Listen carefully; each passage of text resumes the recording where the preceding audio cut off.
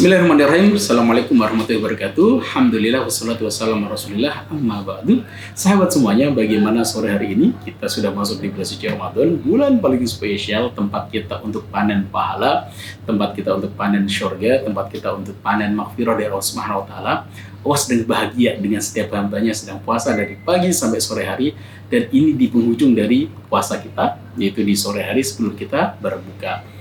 Yang baru disampaikan adalah bagi orang berpuasa ada dua kebahagiaan. Bahagia ketika bentar lagi kita akan berbuka, dan alhamdulillah saya juga bahagia membersamai ayah bunda semuanya yang sedang menunggu bukanya. Jadi lagi nungguin buka, ngeliatin ada kolak di hadapannya, ada gorengan dan sebagainya gitu kan. Dan semoga bahagia juga ngeliatin saya di program nunduk ini. Nunggu beduk. Baik, hari ini gitu ya, kita tetap positive thinking. Bagaimana ketika ujian datang kepada diri kita, ternyata kita tidak sendirian loh. Ada sebuah kelompok gitu ya, yang paling terbaik, itu adalah golongan terbaik, golongannya sahabatnya Rasulullah SAW. Ketika ujian datang kepada mereka, nah, apa yang mereka lakukan? Baik, hari ini kan kita bahas adalah ketika ujian datang kepada kita, yang dilakukan adalah nomor satu, redho. Sebelum itu pastinya sabar kan? Oke. Wasta'inu bis-sabri was-shalah. Pertama ada kekuatan, pertama ada sabar. Baru setelah itu kita ridho. Sabar itu di hantaman pertama, as-sabru 'inda sudmatil ula. Bam, gitu kan. Kalau bahasanya film Kamawa, apapun ujiannya, wow, keren gitu. Pokoknya setiap ada ujian, wow, keren. Kenapa seharusnya kan innalillahi wa inna ilaihi raji'un? Iya. Cuman persoalannya, penafsiran innalillahi wa inna ilaihi raji'un itu ada kabar duka gitu ya. Sebenarnya innalillahi wa inna ilaihi raji'un itu adalah ya kaidah prinsip dalam sebuah kehidupan bahwa semuanya akan kembali kepada Allah. Tapi terlalu banyak loh orang yang innalillahi wa inna ilaihi raji'un. Mindsetnya kayak gak ridho sama Allah gitu kan. Sedihnya luar biasa, walaupun itu normal. Tapi Ustaz Nasrul menarik sekali, ingin mengajarkan kepada kita ketika ujian datang, wow, keren. Kan gak seru, wow, keren. Gak seru kan pastinya. Itu akan merubah mindset kita. Kenapa? Kita meyakini setelah ujian, itu bungkus permen, setelah bungkus permen ada permen manisnya. Terlalu banyak di antara kita yang syukurnya delay. Betul? Ayah Bunda pernah merasakan hal itu? Saya berkali-kali syukurnya delay. Jadi sekarang kalau misalkan dapat ujian, wow, keren. Ini siap-siap nih. Mindsetnya bukan pada ujiannya. Mindsetnya adalah sebentar lagi mau dapat keajaiban apa. Itu orang MR sejati. Baik, hari ini adalah kita akan bahas tentang saat ujian datang. Pada orang yang lebih mulia daripada kita, Masya Allah, bahkan ketika debu, pernah ada seorang ulama ditanya, mana yang lebih utama, Abdullah bin Mubarak, seorang ulama besar, dengan Muawiyah. Maka ya ini yang penuh kontroversial kira-kira gitu ya, sahabat yang kontroversial. Maka ulama mengatakan sesungguhnya debu yang nempel di bajunya Muawiyah lebih baik dari Abdullah bin Mubarak. Memang kenapa? Dia mempersaksikan bertemu dengan baginda Rasul. Dan orang-orang ini, para sahabat ini yang bertemu dengan Rasulullah gitu kan, apakah mereka tidak pernah mendapatkan ujian? Paling banyak dapat ujiannya. Kita nggak ada apa-apanya. Yuk, kita nyari teman. Kira-kira ketika kita punya ujian, teman kita, bahasanya orang-orang di sekitar kita, apa yang mereka lakukan? Kita bermuhasabah diri seperti kalimat di dalam ihdinas siratal mustaqim, tunjukilah kami jalan yang lurus. Jalan lurus itu gimana? Jalan siratal ladzina an'amta 'alaihim. Jalan orang-orang yang telah Kau berikan nikmat. Ini para sahabat terdahulu, orang-orang solehin dan solehat gitu ya. Akan kita ambil ibrahnya. Satu, ketika kita dapat ujian, yang pertama adalah sabar. As-sabru inda sudmatil ula. Sabar, hantaman pertama. Dalam film Kamawa, Ustaz Afro sering menyampaikan, wow, keren. Apapun ujiannya, jawabannya adalah, wow, keren. Boleh ikuti saya? Wow, keren. Gitu. Ya, kalau lebih sunnah, dia akan innalillahi wa inna ilaihi raji'un. Tapi ucapannya dengan bahagia, innalillahi wa inna ilaihi raji'un. Tapi wow, keren juga perlu tanamkan dalam hati kita, biar kita ekspresinya bahagia, kita tuh dapat bungkus permen. Wow, keren, gitu ya. Untuk menanamkan dalam diri kita kesabaran. As-sabru 'inda sudmatil ula. Sabar ketika di tumpukan pertama. Dan yang kedua adalah ridho. Ridho dulu. Udah terima aja dulu. Dapat bungkus permen itu kayak dapat kiriman paket. Apa yang dilakukan? Terima aja dulu. Misalkan kita pesen dinar, pas paket datang ternyata bukan dinar. Ternyata bungkusan ada plastiknya berwarna hitam di wrapping black gitu kan. Aku nggak mau, ini bukan pesenanku, kan aku pengennya dinar emas. Yang kau ini bentuknya gini, bukan kotak. Kalau misalkan kita menolak paket itu, ya sudah, keajaiban di dalam dinar tadi nggak akan pernah kita dapat. Coba deh, kalau misalkan kita dapat kiriman paket dari bapak tukang paket gitu kan, paket gitu kan. Terus kita buka dulu, kita terima dulu aja, udah Walaupun kita belum kelihatan tuh dinarnya. Kebayang ya, kalau misalkan ngirim paket, dinarnya kelihatan di luar. Apa yang terjadi Bapak Ibu? Mungkin dinarnya hilang, paketnya datang gitu kan. Tapi kenapa dinar harus disembunyikan di dalam gitu kan? Atau misalkan kita beli handphone gitu, gue beli iPhone atau apapun gitu kan. Itu kan pengamanannya tinggi sekali. Nah, pengamanan itu adalah bungkus permennya, ujiannya. Apa yang kita lakukan? Terima aja dulu. Setelah diterima, kita buka dalam, oke, sabar dulu, kita cari gunting lah, perlahan-lahan kita buka buka satu persatu bungkusan demi bungkusannya gitu kan. Biasanya semakin berharga itu ntar bungkusannya semakin banyak. Ada plastik di luar, baru habis itu plastik warna hitam, habis itu ada kardusnya, di dalam kardusnya ada kayak styrofoam, ada bubble wrap dan sebagainya gitu kan, baru ada paket yang kita harapkan. Maka terima aja dulu, ridho dulu gitu. Dalam ridho tadi kita sambil buka perlahan, kita ikhtiarkan. Habis itu kita buka, alhamdulillah 1 dinar datang ke rumah kita. Kapan? Ketika kita sudah mau menerimanya. Dan kadang ketika ujian datang kepada kita, kita merasa kitalah orang yang paling kena musibah paling besar. Kayak yang dapat musibah cuma kita, yang lain kagak. Itu kan catatannya. Maka saya saat ini bawa buku Sentuhan Al-Quran, Ar-Rasail min Al-Quran, ini rekomend sekali untuk dibaca. Adham Sarkawi belum berikan analogi yang sangat-sangat indah. Ini ada di bab tentang wasta'inu bis-sabri was-shalah wa innaha lakabiratun illa lil khashiin.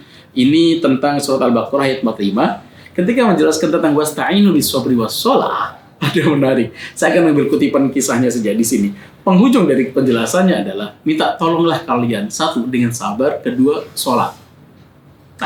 Dengan sabar dan sholat. Penutupannya adalah itu kisah tentang Zulkarnain. Suatu Zulkarnain, masya Allah, panglima perang dan raja besar gitu kan. Nah, suatu ketika belum menaklukkan Babilonia. Di dalam penaklukan Babilonia ini, qadarullah beliau kurang sehat. Yang merasa kayak kurang sehat ini cukup parah gitu ya, dan mungkin bisa jadi mengancam nyawanya. Dia merasa kayak udah, ini kayak akhir hayatku ada di Babilonia. Maka apa yang beliau lakukan? Beliau masih punya ibu yang sangat sayang beliau. Bisa jadi nanti ketika Zulkarnain meninggal ini, ibunya lah orang yang paling sedih karena saking sayang kepada sang anak. Maka sebelum beliau meninggal, beliau mengirimkan pasukan untuk kepada ibunya, membawa seekor kambing. Nah, kambing itu kambingnya besar gitu kan. Nah, pasukan yang membawa kambing itu diberikan amanah. Pasukan, nanti kalau ketemu ibuku tolong sampaikan, wah ibu, nanti kalau arwah misalkan anakmu meninggal, maka potonglah kambing ini, maka potong setelah itu masaklah dan undanglah orang-orang lain. Yuk kita bahas kayak selamatan atau apa gitu istilahnya, undang orang lain yang dengan syarat adalah orang lain itu yang semua boleh datang di dalam majelis itu, majelis makan-makan itu, tetapi syaratnya adalah mereka adalah rumahnya belum pernah kena musibah dan rumah itu belum pernah kena kehilangan seseorang. Jadi yang diundang hanya orang-orang yang bahagia saja. Orang-orang yang pernah merasakan kedukaan, orang-orang pernah merasakan kesedihan atau kehilangan seseorang yang disayanginya, tolong tidak ada yang satupun yang datang. Maka qadarullah benar, Zulkarnain meninggal. Nah, setelah meninggal itu, apa yang terjadi? Yang terjadi adalah ibunya memotong kambing sesuai arahan dari Zulkarnain. Setelah itu dimasak dan semua orang diundang untuk datang makan. Biasanya yuk kita doa selamatan, yuk kita doa bersama untuk anak kita gitu, Zulkarnain. Maka saat itu, tapi dengan syarat semua boleh datang, kecuali siapa yang nggak boleh datang? Orang yang bahasanya rumahnya pernah kena kedukaan, orang yang rumahnya kena musibah, orang yang pernah kehilangan seseorang, maka nggak usah datang. Yang datang hanya orang-orang yang belum pernah kena musibah atau belum pernah kehilangan seseorang. Ditunggu dari pagi sampai sore sampai malam, ternyata satupun orang nggak ada yang datang. Ibunya masih nggak paham saat itu. Ditunggu kok nggak ada yang datang ya? Kok nggak ada yang datang ya? Ternyata disitulah, di semalam harinya ibunya mengatakan, sesungguhnya rahimallah ibni, semoga Allah merahmati anakku. Qad abarroni fi hayati, dia telah berbakti kepadaku ketika dia masih hidup. Wa abarroni, dan dia berbakti kepadaku ketika beliau sudah meninggal. Bahkan ketika Zulkarnain sudah meninggal pun gitu ya, masih berbuat bakti kepada ibunya dengan cara apa? Menenangkan sang ibu. Bahwa sesungguhnya yang dapat musibah gak cuma saya. Ketika ibunya kehilangan anak tercintanya itu berpikir, aku loh yang mendapat musibah paling besar. Kenapa aku ya Allah? Kenapa bukan yang lain?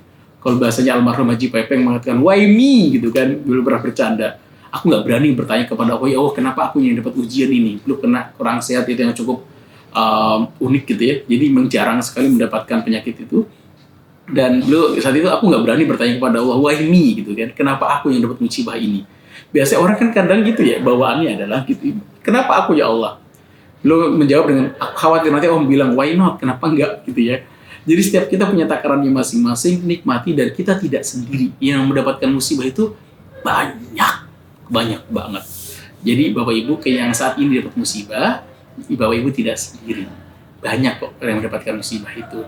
Tapi yakinilah di balik musibah itu, ya di balik ujian yang datang itu ada permen manis yang Allah sedang siapkan untuk kita. Maka fokuslah dengan permennya.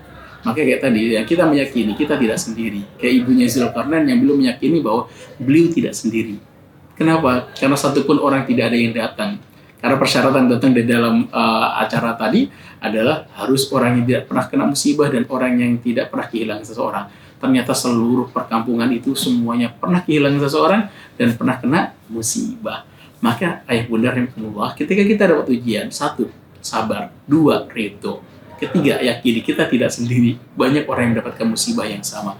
Bahwa kita sedang tidak sendirian, teman-teman kita juga banyak. Dan ketiga adalah yakini bahwa setiap musibah itu ada permen manisnya. Ummu Salamah pernah diajarkan oleh baginda Rasulullah.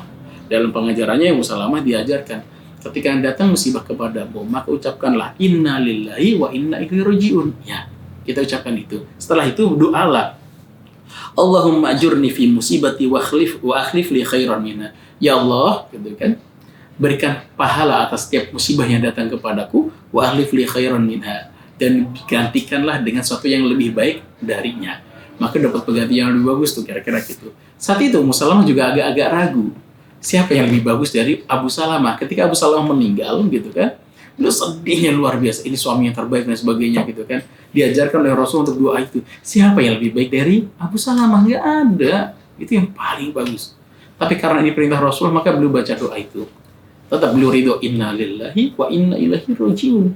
Kayak case yang kemarin kita sampaikan, bahwa tolong tanamkan di dalam diri kita bahwa kita itu semuanya tukang parkir. Cuman titipan, tangan kita bisa ngangkat ini titipan, mata kita bisa berkedip titipan, bisa menikmati sate, bisa ngunyah gitu ya. Itu juga titipan. Ada momen yang gigi akan diambil sama Allah.